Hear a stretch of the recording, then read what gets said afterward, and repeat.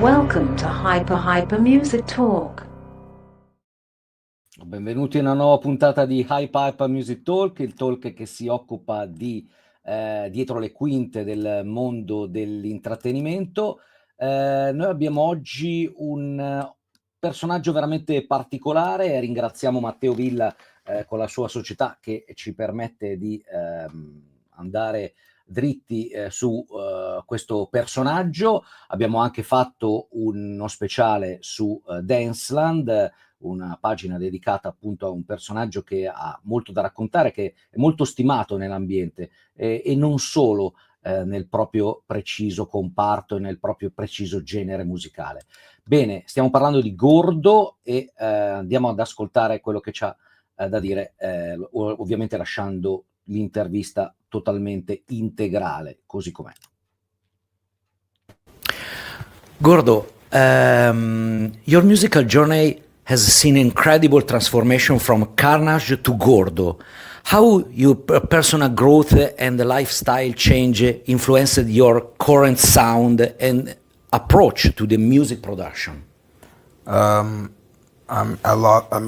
Personal life, I lost a lot of weight, and I got really healthy. With losing a lot of weight, I feel sexier. So making music that's sexier is I think one of the biggest of how I evolved. You know, I matured. I grew up. I don't wanna be so angry, young, wild kid anymore. You know, like with a lot of emotions and a lot of strong young men emotions. You know, wildness. You know, I'm more relaxed now.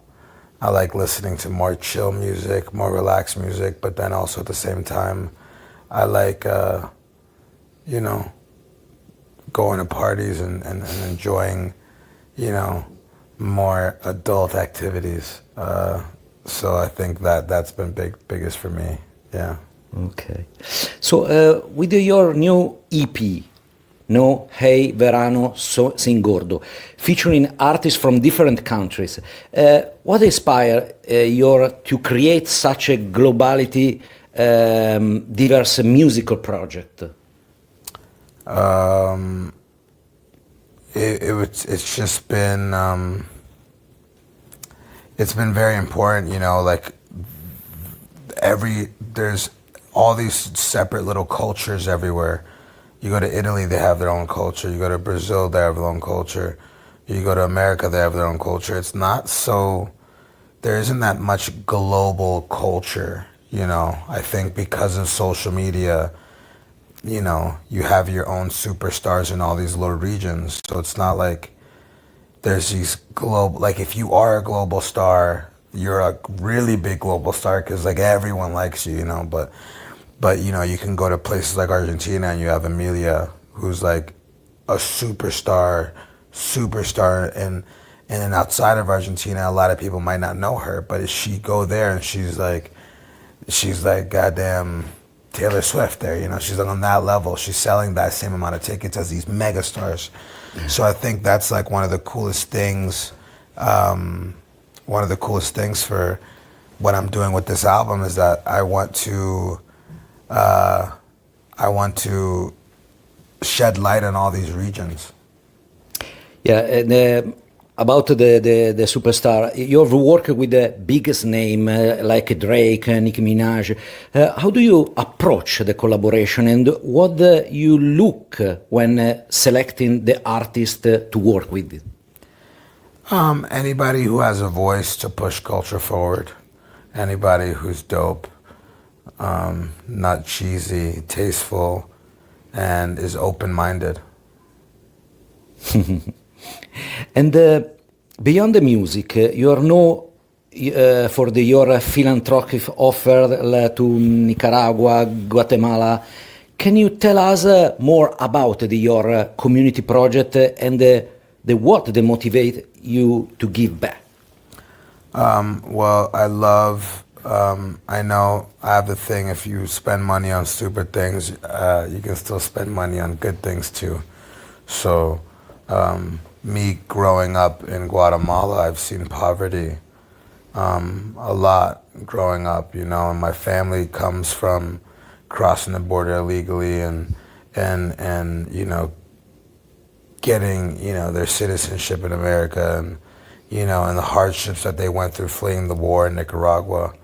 I get reminded of that stuff all the times and what my family had to sacrifice to get, you know, to get me to where I'm at. So because of that, I want to give back, and especially to places like Central America where a lot of these places are lawless, you know, and they're growing, but they're getting better and better, and it takes people like me in my position to help out those people in need. Okay. And your music is a different question. Is your music mix the elements of house, Latin, hip hop, big room, EDM. So, how do you manage to create such a seamless fusion of the different music genres? And what the challenge to you facing the creative process? I think it's a lot of years of just taking everything in, you know, 10 plus years of understanding electronic music as a whole and also understanding music as a whole. It took me a while to understand that, and I'm still facing challenges now because, you know, we're curious. I mean, this album is like a social experiment, you know, to see like if this works. Like, as a producer, is this easier than trying to make one album that all these countries can appreciate at the same time? You know, because when people do that, they usually just have everyone sing in English because then it's like the most global language, you know. But having an album where, you know, there's 3 different languages on this project and having these, you know, having a song just dedicated to a country, I think is a social experiment to see if it works, then I guess we cracked the code. The last question is about the groove like a universal language, Sfera Ebbasta, for example, for our country. So, what do you think about the Italian acts and if you know the music scene? The Italian acts are dope. They're incredible artists, really good.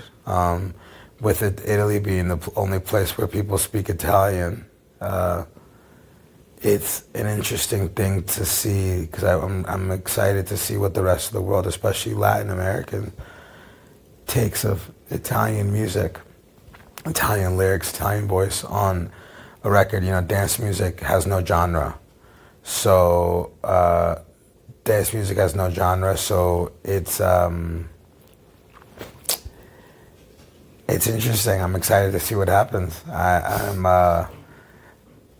I'm excited, and I think, you know, music has no language in general. So I think we're good. I think we'll see what happens. Yeah. Thank you. Fantastico, mitico Gordo, grazie ancora a Matteo Villa e a tutto lo staff che lo precede per aver organizzato anche questo incontro. Ripetiamo che l'intervista scritta la troverete su Danceland nel link che poi andremo a condividere. Grazie a tutti quelli che ci hanno seguito e appuntamento ovviamente è fra 7 giorni, sempre con Hype Music Talk, che è il talk legato al mondo dell'intrattenimento, ma soprattutto del dietro le quinte. Grazie a tutti.